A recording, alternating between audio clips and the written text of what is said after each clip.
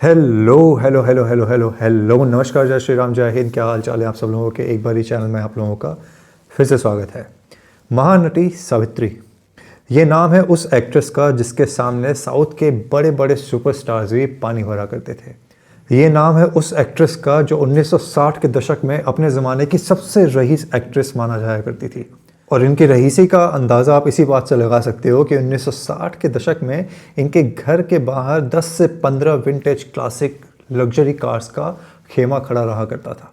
और ये नाम है उस एक्ट्रेस का जिसके बारे में ये कहा जाता है कि उस ज़माने में इनके पास 100 करोड़ से ज़्यादा की संपत्ति हुआ करती थी। 30 साल के अपने एक्टिंग करियर में 300 से ज़्यादा फिल्में देने वाली 5 अलग अलग भाषाओं में ये वो एक्ट्रेस है जिसके नाम के बारे में शायद आपने सुना होगा, पर हो सकता है ज़्यादा जानकारी आप लोगों के पास ना हो। ये बॉलीवुड एक्ट्रेस रेखा की सौतेली माँ थी। तमिल सुपरस्टार जेमिनी गणेशन की दूसरी पत्नी थी। हालांकि ये वही शादी है जिसकी वजह से इनका जीवन और करियर दोनों ही पूरी तरीके से बर्बाद हो गए। ये इंसान पहले से शादीशुदा था, 4 बच्चों का बाप था, और किस तरीके से इन्होंने महानटी सावित्री को एक अल्कोहलिक बना दिया था, ये कहानी उस जीवन की है। ये कहानी उस जीवन की है जहाँ पे एक महिला इतना पैसा कमाने के बाद हर उस इंसान को दोनों हाथ से, खुले हाथ से सब कुछ दिया करती थी जो भी वो उसके सामने मांगने के लिए आया करते थे। गरीबी की धूप से निकली हुई और अमीरी की छाँव में काफ़ी समय बिताने वाली लेकिन ये महिला अंत समय में इसके जीवन की क्या दुर्गति हुई, ये वीडियो उस महिला के बारे में है। जैसा कि मैंने आपको बताया, ऐसा कोई इंसान नहीं था जो कभी इनके दरवाजे से खाली हाथ लौट के गया हो। लेकिन सिर्फ 46 वर्ष की उम्र में 18 से 19 महीने कोमा में रखने के बाद किस बेबसी में इनके जीवन का अंत हुआ, उसके बारे में बात करेंगे इस वीडियो के अंदर।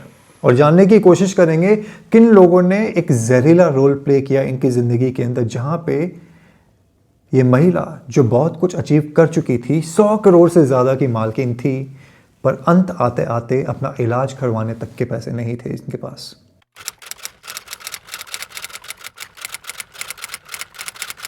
निसंकारा सावित्री का जन्म 6 दिसंबर 1935 को गुंटूर जिले के चिरावुर गांव में हुआ था। सावित्री की उम्र सिर्फ 6 महीने की थी जब इनके पिता का निधन हो गया था। घर में आय का कोई साधन नहीं था, तो इनकी माता इनके बड़े भाई मारुति को लेके और इस 6 महीने की बच्ची को लेके अपने भाई के घर रहने के लिए चली जाती है, वहाँ पे आश्रय मांगती है। सावित्री के अंकल कोमारेड्डी वेंकट रामैया चौधरी एक छोटे से ड्राइवर थे, पर उन्होंने अपनी बहन का साथ दिया। इनके बच्चों को अपने बच्चों की तरह पालने का डिसीजन लिया। हालांकि उनकी नौकरी काफ़ी कम आय वाली थी, पर फिर भी उन्होंने ये डिसीजन लिया कि वो इनका पालन पोषण करेंगे। कम उम्र से ही सावित्री को डांस का बड़ा शौक था। इसी वजह से इनके मामा ने इनको एक डांस अकेडमी में इनका एडमिशन करवा दिया।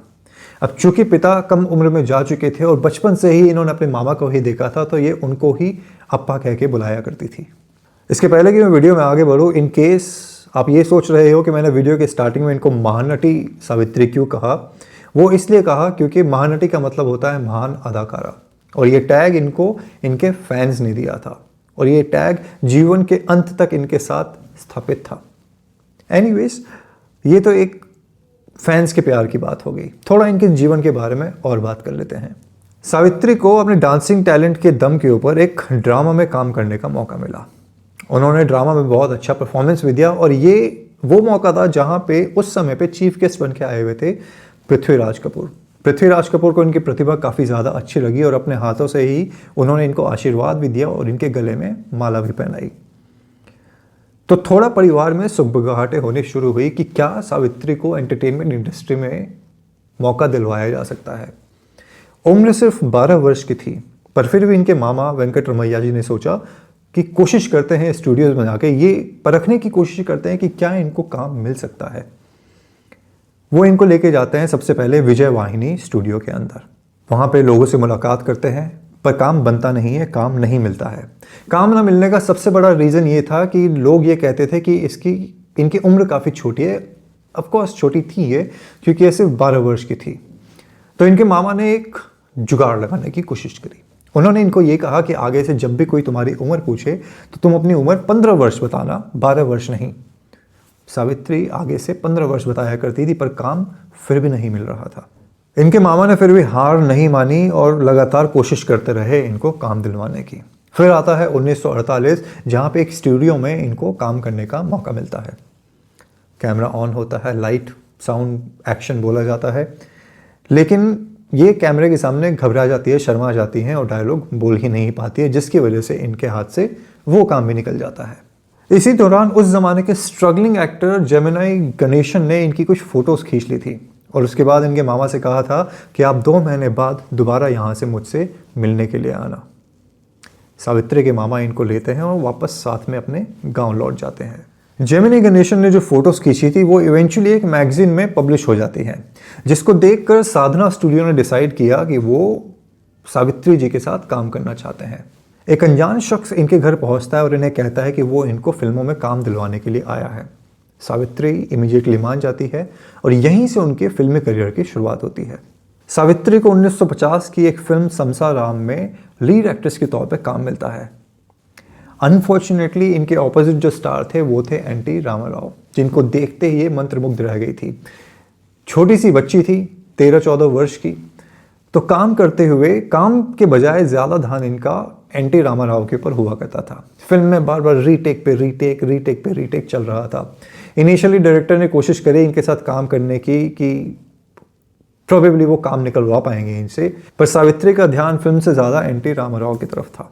वो उनको लगातार देखती रहती थी और जब डायलॉग बोलने का मौका आता था तो या तो घबरा जाती थी, फंबल कर जाती थी और डायलॉग ठीक से डिलीवर नहीं कर पाती थी।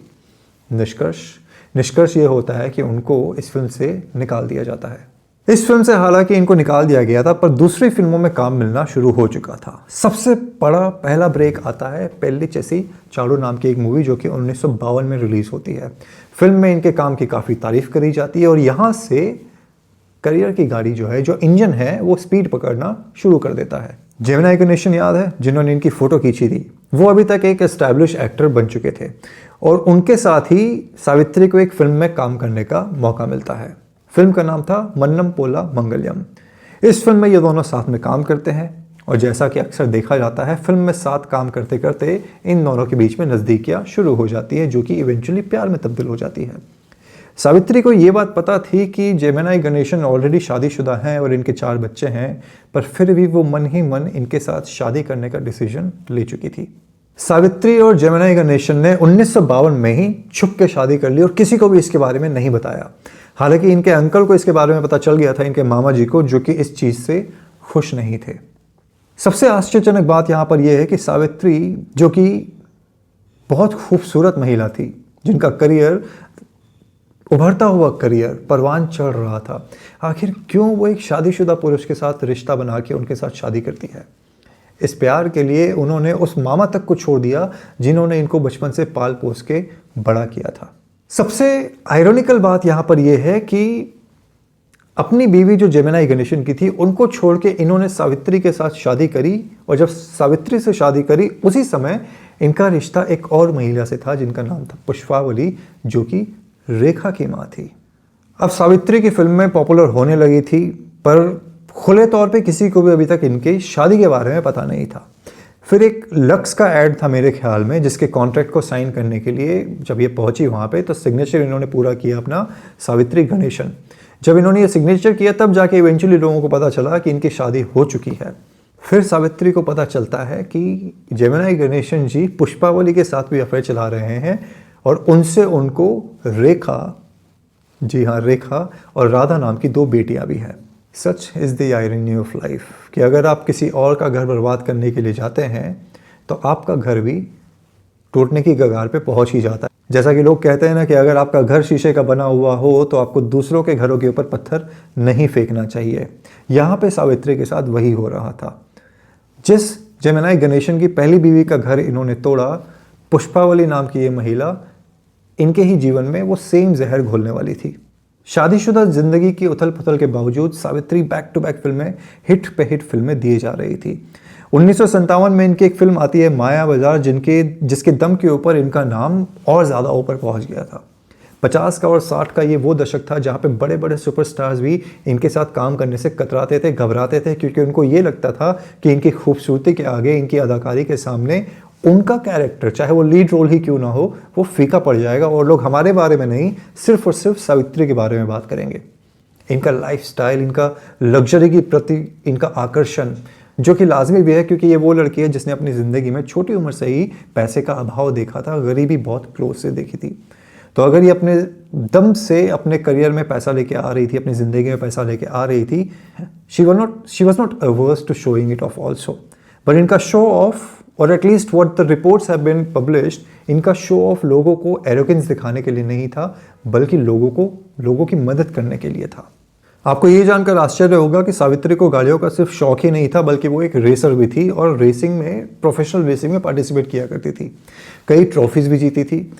उस समय पे, जैसा कि मैंने आपको वीडियो के स्टार्टिंग में भी बताया, उस समय पे इनकी संपत्ति का आकलन करीबन 100 करोड़ के आसपास किया गया था। गाड़ियों के अलावा इन्हें एक चीज़ का और शौक था, वो था ज्वेलरी का। कहा यह जाता है कि जिस दिन ये शूट पे नहीं जाया करती थी उस दिन मोर और लेस इनके घर के ऊपर ज्वेलर बैठा करते थे, जो कि इनकी ज्वेलरी के बारे में डिस्कशन करते थे और इनको नई नई ज्वेलरी बेचा करते थे। कहा यह भी जाता है कि फिल्मों में अक्सर ये जो ज्वेलरी पहना करती थी वो इनके खुद की हुआ करती थी। सावित्री जी की पॉपुलैरिटी इतनी ज़्यादा थी कि लोग इनके घर के बाहर इनकी एक झलक पाने के लिए खड़े रहा करते थे। अब आप कहोगे कि इसमें क्या बड़ी बात है, आज भी शाहरुख खान के घर के बाहर, अमिताभ बच्चन के घर के बाहर, रजनीकांत के घर के बाहर लोग खड़े रहते हैं और उनसे मिलने के लिए, उनकी एक झलक पाने के लिए बेसिकली बेकरार रहते हैं। डिफरेंस यहाँ पे लेकिन ये है कि ऐसा कहा जाता है, अब इसकी पुष्टि कैसे करी जाए ये तो बहुत ज़्यादा मुश्किल काम है, बट ऐसा कहा गया है रिपोर्ट्स में कि कई फैंस तो ऐसे थे कि अगर ये हफ्तों तक अगर घर से बाहर नहीं निकलती थी या फिर अगर निकलती थी और उनकी झलक नहीं मिल पाती थी तो लोग वहाँ पे महीनों खड़े रहा करते थे इनकी एक झलक पाने के लिए, जो कि मेरे ख्याल में आज की डेट में किसी भी सलमान, शाहरुख और आमिर के घर के बाहर नहीं होता है। लोग सिर्फ 2-2:30 बजे रात को आते हैं, उनकी एक झलक देखते हैं और सेल्फी खींच के दूर से ही चले जाते हैं। Frankly speaking, I have never like the idea. And आज के ज़माने के ये जो एक्टर्स हैं, ये जो ख़ानदान है, एज इट इज़ ये उस चीज़ को डिज़र्व नहीं करता। बट देन अगेन उस क्रिटिसिज्म को कहीं किसी और वीडियो में डिस्कस करेंगे।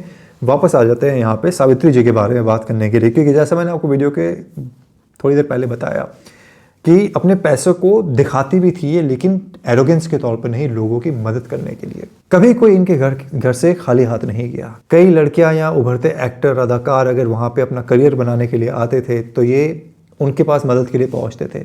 जिनको ये काम दिलवा पाती थी या काम दे पाती थी वो काम देती थी, पर अगर नहीं दे पाती थी या उनको ये रियलाइज़ होता था कि उतनी ज़्यादा अदाकारी नहीं है उनमें, तो उनको कुछ पैसों से मदद करके घर तक वापस पहुँचाया करती थी, कोई अगर दूसरे गाँव से आया है तो।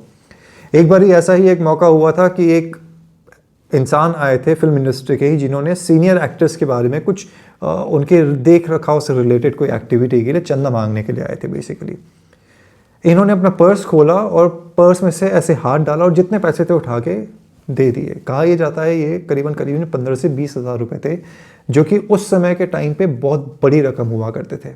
पर इन्होंने एक बार भी संकोच नहीं दिखाया, ऐसे हिचकिचाई नहीं, और जो भी पैसा था उठा के सीधे के सीधा उनके हाथ में पकड़ा दिया कि ये लीजिए और आप जाके उनकी मदद करिए। अनाथ बच्चों की पढ़ाई लिखाई का खर्चा, स्कूल्स बनवाना, मोहल्ले में लोगों की मदद करवाना, ओल्ड एज होम्स में लोगों को पैसा भिजवाना, राशन भिजवाना, ये सारे के सारे काम थे जो ये किया करती थी।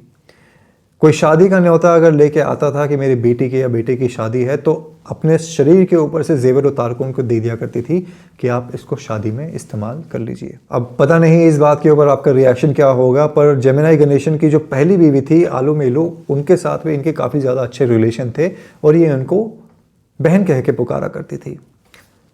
बट देन अगेन इस चीज़ के ऊपर मेरा एक सवाल है, जैसे कि होता है हर वीडियो में, एक सवाल है जो मैं वीडियो के अंत में आप लोगों से पूछूंगा, तो वीडियो को अंत तक ज़रूर देखना, क्योंकि हर वीडियो की तरह इस वीडियो में भी एक सोसाइटी की एक विडंबना के बारे में हम बात करेंगे और उसके बारे में विचार विमर्श करने की कोशिश करेंगे कि वो किस हद तक सही है या गलत है। सावित्री की कामयाबी से वो तो खुश थी, पर जेमिनी गणेशन खुश नहीं थे।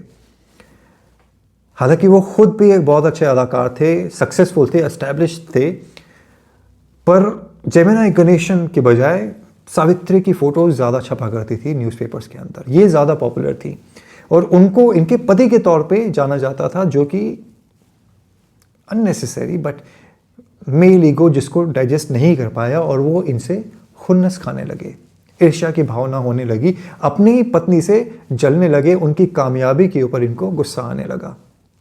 अब महानटी सावित्री अभी भी बैक टू बैक हिट फिल्में दिए जा रही थी और लोगों की मदद करी जा रही थी। इनका जो पैसा था वो इनका था और वो ये मानती थी कि मैं जिस तरीके से चाहूँ उसको खर्च कर सकती हूँ, जो कि सही भी था। पर ये जेमिनी गणेशन को पसंद नहीं आया। उन्होंने इनके ऊपर रोक टोक करनी शुरू कर दी और इसी की वजह से मतभेद होने शुरू होते हैं। जेमिनी गणेशन की ये अनवांटेड रिस्ट्रिक्शन सावित्री जी को अच्छी नहीं लग रही थी और घर में कलेश का माहौल बनना शुरू हो जाता है। फिर वो फेज आता है जहाँ पे सावित्री जी एक अल्कोहलिक बन जाती हैं। कई लोगों का ये कहना है कि जेमिनी गणेशन ने इनको शराब की लत लगवाई थी और कई लोगों का ये कहना है कि जेमिनी गणेशन के धोखों से, क्योंकि वो बहुत ज़्यादा उनके अफेयर चला करते थे, पुष्पावली के बारे में भी पता चल चुका था, उससे परेशान होके, उससे आहत होके सावित्री ने शराब का सेवन शुरू कर दिया था और धीरे धीरे डिप्रेशन में जा रही थी। दोनों के बीच में दूरियां बढ़ती जा रही थी और रिश्ता केवल और केवल एक घर में साथ रहने तक सिमट के रह गया था। आलम डिप्रेशन का और अल्कोहलिज्म का इतना ज़्यादा हो गया था कि सावित्री अक्सर सेट्स के ऊपर शराब पी के जाने लगी। इसी दौरान एक बार इस सेट के ऊपर वो शराब भी पी रही थी और जब डायरेक्टर ने उसके ऊपर क्वेश्चन रेज किया तो उन्होंने शराब उनके ऊपर मार दिया ऐसे ग्लास से फेंक के। हालांकि इनको अगले दिन रियलाइज़ भी हुई अपनी मिस्टेक। इन्होंने अगले दिन जाके उनसे माफ़ी भी मांगी और उनको एक शर्ट माफ़ीनामे के तौर के ऊपर गिफ्ट भी करी। बट देन अगेन लोग थोड़ा थोड़ा परेशान होने लगे थे कि ये व्यवहार प्रोफेशनल इंसान का नहीं हो सकता और इसको बर्दाश्त किया जाए तो किस हद तक। चूंकि सावित्री जी का हाथ खुला था और वो लोगों की मदद करने से कभी हिचकिचाती नहीं थी, तो जैसा होता है अक्सर ऐसे सिनारियों में लीचेस इनके आजू बाजू बैठने शुरू हो गए थे, जो धीरे धीरे इनका खून पी रहे थे इनके पैसे के माध्यम से। फ्लैटरी एक ऐसी चीज़ है जो कि अगर झूठ के तौर पे आपके सामने परोस के प्रस्तुत करी जाए तो उससे घातक जहर कुछ भी नहीं है। यही इनकी ज़िंदगी में हो रहा था। इनके आजू बाजू बैठे हुए लीचेस ने फ्लैटरी कर करके इनको ये बोला कि आप निर्देशक और प्रोड्यूसर बन जाओ। इनको खूब चढ़ाया गया चने की झाड़ के ऊपर और इसी वजह से 1968 के अंदर चिन्नारी पपालू करके एक फिल्म बनती है जिसको ये निर्देशन भी देती हैं, निर्माता भी बनती हैं, एक्टिंग भी करती हैं। हालांकि इस फिल्म की वजह से इनको नंदी अवार्ड मिला था, पर फिल्म कुछ ज़्यादा पैसा कमा नहीं पाई, बॉक्स ऑफिस के ऊपर कुछ कमाल नहीं दिखा पाई। उसके बाद फिल्में और लॉस में जाने लगी कि फिल्मों में पैसा लगा रही थी और फिल्में फ्लॉप हो रही थी। जो पार्टनर्स थे उन्होंने मदद करने से मना कर दिया। पार्टनर्स होते हैं जो प्रॉफिट हो या लॉस साथ में सब कुछ शेयर करें, बट उन्होंने लॉसेस को सहने से मना कर दिया और उनकी तरफ कोई भी पैसा इनको वापस नहीं दिया। पर ये ऐसी महिला थी जो ये सोचती थी कि मैं इनको क्या ही कुछ बोलूँगी। वो अपनी पॉकेट से लोगों की भरपाई करने लगी और जो पैसा जहाँ भी उधारी थी अपनी पॉकेट से उनको चुकाने लगी। और यहीं से शुरुआत होती है इनकी जमा पूंजी की, उसके खात्मे की। सन 1969 में जेमिनी गणेशन सावित्री को छोड़कर दूसरी जगह रहने लगे। ये वो पीरियड था जहाँ पे सावित्री जी की माता जी का निधन हो जाता है और इस न्यूज़ ने सावित्री जी को पूरी तरीके से तोड़ दिया था। ये शराब के नशे में हमेशा धुत रहती थी। जो पार्टनर्स ने धोखा दिया था उसके बारे में मैंने आपको बताया ही। इनकम टैक्स इनका कभी किसी ने संभाल के रखा नहीं था, तो टैक्सेशन के बर्डन इनके ऊपर आने लगे थे। इनकम टैक्स की रेट भी पड़ी थी आगे। अपनी प्रॉपर्टीज इनको धीरे धीरे बेचनी पड़ी अपने कर्जों को उतारने के लिए और यहीं से इनकी ज़िंदगी और बद से बदतर हालात की तरफ बढ़ने लगी। 60 के दशक के आखिरी में, यही 1969-70 के आसपास में इनकम टैक्स की रेड पड़ती है इनके घर के ऊपर। सावित्री के पास कानूनी पचड़ों से बचने के लिए कोई सलाहकार नहीं था, पति छोड़ के जा चुका था। जो लोग पहले दोस्त के तौर पे प्रतीत होते थे वो इनका साथ छोड़ चुके थे। लोगों ने जिन्होंने भी इनसे पैसा लिया था कभी ज़िंदगी में, जेवर लिए थे, कैश लिया था, छोटी मोटी प्रॉपर्टी ली थी, उन्होंने इस समय इनका हाथ पकड़ने से मना कर दिया। फिल्म डिस्ट्रीब्यूटर्स इनके घर के ऊपर तकादे करने लगे अपने पैसे के लिए। इनकम टैक्स की रेड के बाद इनकी प्रॉपर्टीज़ को सीज कर दिया गया था। फाइन लग रहा था 2.5-3 लाख रुपए के आसपास उस समय इनका फाइन ड्यू था, जो पे करने के लिए इनके पास पैसे नहीं थे। जैसे तैसे दूसरों का उधार चुकाने के लिए जो भी थोड़ी बहुत प्रॉपर्टी इनकी बची थी उसको भी बेच के इन्होंने लोगों के जितना भी हो सकता था उधार चुकाए। TN नगर के एक आलीशान बंगले में रहने वाली महिला अब TN नगर के ही एक छोटे से फ्लैट के अंदर रहती थी। अकेले रहते हुए सावित्री और ज़्यादा सेल्फ नेग्लिजेंस की तरफ बढ़ गई थी। बहुत ज़्यादा शराब पिया करती थी, उनका वज़न लगातार घट रहा था। एक बार उनको हॉस्पिटल लेके जाया जाता है उनका चेकअप करवाने के लिए, तो पता चलता है कि उनको हाई ब्लड प्रेशर और डायबिटीज़ की बीमारी है। डॉक्टर्स ने सीधे कह दिया कि अगर आपने शराब पीनी नहीं छोड़ी तो आपके जीवन को खतरा हो सकता है। पर डिप्रेशन जिंदगी का ऐसा था कि सावित्री जी ने उसके बाद भी शराब पीनी नहीं छोड़ी। पैसे कमाने के लिए सावित्री अब लगातार फिल्मों में काम कर रही थी। जो भी छोटे मोटे रोल इनको मिल रहे थे वो करके ये अपने जीवन का पालन पोषण कर रही थी, जीवन यापन कर रही थी। दासारी नारायण करके, if I am pronouncing the name correctly, एक इंसान थे जिन्होंने इनको बहुत ज़्यादा मदद करी उस टाइम और इनको काफ़ी फिल्मों में काम भी दिया। एक महिला जो पहले लग्जरी कार्स में शूटिंग के लिए जाया करती थी, अब वो रिक्शा लेके सेट्स पे पहुंचा करती थी। उसके शरीर के ऊपर कोई ज्वेलरी नहीं हुआ करती थी, उसके शरीर के ऊपर कोई महंगे कपड़े नहीं हुआ करते थे, महंगे पर्स नहीं हुआ करते थे, महंगे जूते नहीं हुआ करते थे। मामूली कपड़ों में मामूली रिक्शे पे बैठकर सेट्स पे पहुंचा करती थी। ये समय आ गया था उनकी ज़िंदगी के अंदर। इनकम टैक्स डिपार्टमेंट लगातार सावित्री जी के ऊपर प्रेशर डाल रहा था कि ये 2-2.5 लाख का जो आपके ऊपर फ़ाइन लगा हुआ है आप इसको पे करें। सावित्री जी ने फिर से कोशिश करी उन लोगों से मदद मांगने की जिनकी मदद इन्होंने अपने पूरे जीवन भर करी थी। जेवर दिए थे, कैश दिया था, सब कुछ दिया था, पर कोई भी इनकी मदद करने के लिए सामने नहीं आता है। अकेले रहते रहते सावित्री जी की हालत और ख़राब होनी शुरू हो जाती है। 1980 के दशक में ये कोमा में जाती हैं। 18 महीने कोमा में रहती हैं और उसके बाद कभी भी जागती नहीं है। आखिरी समय में लेकिन जमुनाई गणेशन इनके पास थे, इनके सिरहाने पे खड़े थे और इनके इलाज का खर्चा भी उठा रहे थे।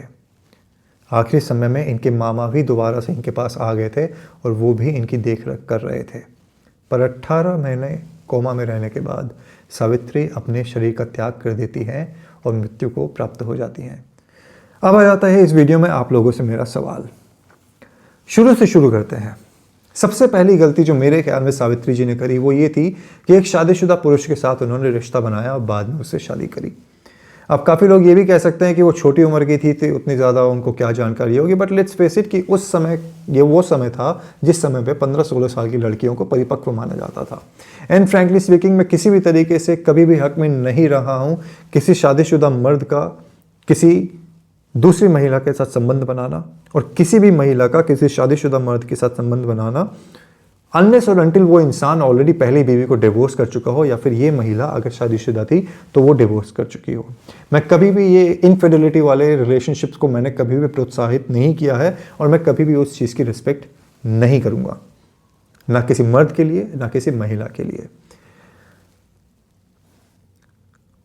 उसके बाद इन्होंने कोई गलती नहीं करी थी। उसके बाद इन्होंने प्रोबेबली गलती ये करी थी कि इन्होंने लोगों के ऊपर यकीन किया और हर उस इंसान की मदद करी जो इनके दरवाजे पर मदद मांगने के लिए आया। बट फ्रैंकली स्पीकिंग वो पहचान होती है एक अच्छे इंसान की, जो मेरे ख्याल में मोस्ट प्रोबेबली ये थी। पर इंसान किस तरीके से लोगों का फ़ायदा उठा के पीठ दिखा के भाग सकता है, ये जीवन की कहानी, इनके जीवन की कहानी उसका सबसे बड़ा प्राइम एग्जाम्पल है। लोगों ने इनसे पैसा लिया, प्रॉपर्टीज़ ली, जेवर लिए, लोगों के बच्चों के पढ़ाई के लिए, शादी के लिए, इलाज के लिए, हर किसी चीज़ के लिए, पर अंत समय में इनके साथ खड़ा रहने के लिए कोई भी नहीं आया। तो क्या हमें लोगों की मदद करना बंद कर देना चाहिए? क्या हमें लोगों के ऊपर यकीन करना बंद कर देना चाहिए? ये सवाल, इसका जवाब ढूंढना काफ़ी ज़्यादा मुश्किल है, क्योंकि जैसा कहते हैं ना, for some reason there are suicide stories घूम रही हैं मेरे दिमाग में पिछले कुछ दिनों से, और मैं बार बार ये सोच रहा हूँ, अतुल सुभाष की वजह से ऑब्वियसली, और मैं बार बार ये सोच रहा हूँ कि अपनी मौत में भी जब कोई इंसान अपनी ज़िंदगी को ख़त्म करता है उस समय भी उसको ये सोचना पड़ता है एक बारी, चाहे वो डिसीजन ले चुका है वो सुसाइड कर ले, एक बारी उसको सोचना पड़ता है मेरे माँ बाप का क्या होगा, मेरे बच्चों का क्या होगा, मेरी बीवी का क्या होगा। मतलब मौत में भी आपको किसी और के बारे में सोचना है, आपकी मौत भी आपकी खुद की नहीं होती। उसी तरीके से कोई भी डिसीजन सही या गलत क्या आपका हो सकता है या फिर सिर्फ एक नियति है जो अपना काम आपसे करवा रही है। इस विडंबना को समझने की कोशिश कर रहा हूं मैं, एंड आई होप कि आप इसका जवाब ढूंढने में मेरी मदद करेंगे। आपके कमेंट का इंतज़ार रहेगा सावित्री जी के बारे में और जो सवाल मैंने आप लोगों के सामने प्रस्तुत किए हैं उसके बारे में। यहाँ तक वीडियो देखा है तो रिक्वेस्ट है चैनल को सब्सक्राइब करके ज़रूर जाना, और काफ़ी लोगों को नोटिफिकेशन नहीं मिलते हैं, बेल आइकन पर क्लिक करें, नोटिफिकेशन फॉर ऑल क्लिक करें। उसके बाद अपने सेटिंग्स में जाएं फ़ोन के, वहाँ पे जो ऐप होगा यूट्यूब का, वहाँ पे भी नोटिफिकेशंस को ऑन करें इन केस आपको नोटिफिकेशन नहीं मिल रहे हैं तो। डिस्क्रिप्शन बॉक्स में और भी बहुत सारे वीडियोज़ हैं, आप उनको भी देख सकते हैं। फाइनेंशियली सपोर्ट करना चाहो तो चैनल का मेंबर बनने का लिंक है, आप मेंबर बन के भी चैनल को सपोर्ट कर सकते हैं। बट फिलहाल आपके कमेंट्स का इंतजार करते हुए इस वीडियो को यहीं पर रैप अप करता हूँ। अगले वीडियो में आपसे मुलाकात होगी। आज समय देने के लिए धन्यवाद। जय श्री राम, हर हर महादेव।